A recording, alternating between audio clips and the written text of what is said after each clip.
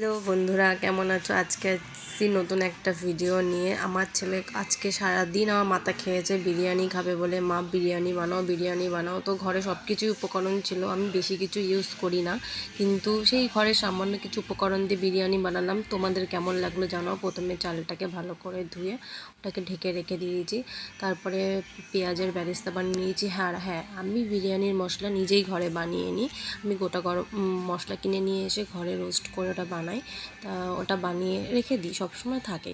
তারপরে আমি আদা পেঁয়াজ রসুন বেটে নিয়েছি, মাংসের মধ্যে দিয়ে তার মধ্যে টক দই দিয়ে ওটাকে আমি ভালো করে মেখে ম্যারিনেট করতে দিলাম। তারপরে এখানে দেখো আমি কড়াইতে আলুটাকে ভেজে নিয়েছি, আর হ্যাঁ, যে চালটা ভিজিয়ে রেখেছিলাম ওটা আমি বসিয়ে দিয়েছি, কারণ আমার মাংস কষাতে কষাতে ভাতটা হয়ে যাবে।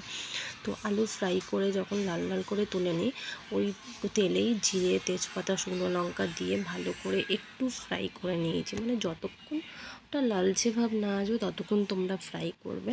তারপরে ম্যারিনেট করা চিকেনটাকে আমি দিয়ে দিয়েছি, দিয়ে ওটাকে ততক্ষণ কষাবো যতক্ষণ মানে ওটার থেকে তেল না ছাড়ছে মতন। আর হ্যাঁ, একটা জিনিস মাথায় রাখবে, সবাই বলতে পারো সাদা কেন, হ্যাঁ আমি কিন্তু বিরিয়ানির মাংসতে হলুদ দিই না, কারণ আমার মনে হয় মাংসতে হলুদ দিলে মাংসটা একটু হার্ডি হয়ে যায়, কিন্তু হলুদ ছাড়া তুমি যদি মাংস কষাও দেখবে ওটা একটু সফট থাকে। এটা আমি ফিল করি, জানি না আমি ভুল কি ঠিক, তোমরা অবশ্যই আমাকে কমেন্টে জানিও। তো ঘরে টমেটো ছিল না, তাই একটু টমেটো কেচাপ দিয়ে দিয়েছি, আর হালকা একটু কালারের জন্য দিয়েছি গরম কাঁচা লঙ্কার গুঁড়ো। তো একটু গরম যেটা বিরিয়ানির মশলাটা আমি বানিয়েছি ওটাও একটু সামান্য দেবো, গোলাপ জল কেওড়া জল মিঠা আতর ওটাকেও দিয়েছি। দেখো আমি মাংসটা ঢেকে ঢেকে কষিয়েছি, একটু কিন্তু জল দিইনি, কতটা জল বেরিয়েছিল ততক্ষণ কষিয়েছি, জলটা যতক্ষণ না শুকিয়ে আসছে। তারপরে এখানে আমি ভাতটাকে নিয়ে আলাদা ডিভাইড করে নিয়েছি। এবার আমি লেয়ার ওয়াইজ লেয়ার এটাকে পার্ট টু পার্ট সাজাবো। একটু দুধ নিয়েছি, কাঁচা দুধ, তো ফুটিয়ে নিয়েছি, তোমরা দিতে পারো যে কোনো পাউডার দুধও ইউজ করতে পারো।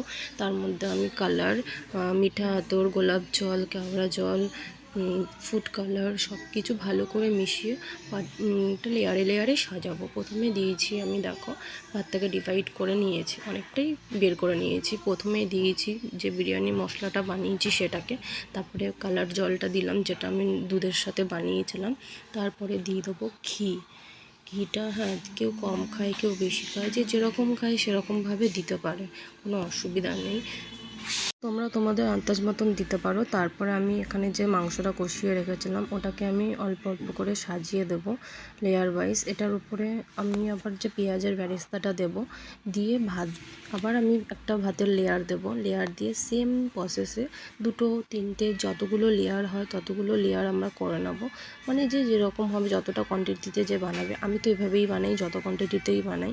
তারপরে দেখো আমার সাজানো হয়ে গেছে, এটা আমি একটা তাওয়ার উপরে রেখে 8 ঘন্টা স্টিম দেবো। হ্যাঁ, আমি 8 ঘন্টা স্টিম দেবো, এটাকে ভালোভাবে কভার করে দিলাম, ঢাকনা দিলে হয়ে যেতে পারে লুজ, তাই আমি থালা দিয়ে চাপা দিয়ে নয়, দেখো 8 ঘন্টা পর উফ এত সুন্দর স্মেল বেরিয়েছে গাইস। তোমরা যতক্ষণ না নিজেরা ঘরে ট্রাই করবে জানো না বুঝতে পারবে না। তো আমার তো বিরিয়ানি রেডি, তারপরে ছেলেকে খেতে দিলাম। ছেলের তো আমাকে জিজ্ঞেস করার পরেই বলছে উফ কি দারুণ হয়েছে মা, খুব সুন্দর হয়েছে। ও সারাক্ষণ ঘুরপাক খাচ্ছিল আমার পাশ থেকে, কতক্ষণে হবে ওকে আমি দেবো। আমার ছেলে তো খুব খুশি, ওকে খুশি করতে পেরে আমার খুব ভালো লেগেছে। আর তোমাদের আমার এই ভিডিওটা কেমন লেগেছে অবশ্যই আমাকে কমেন্টে জানাও, শেয়ার করো, লাইক করো, পাশে থেকো। বাই।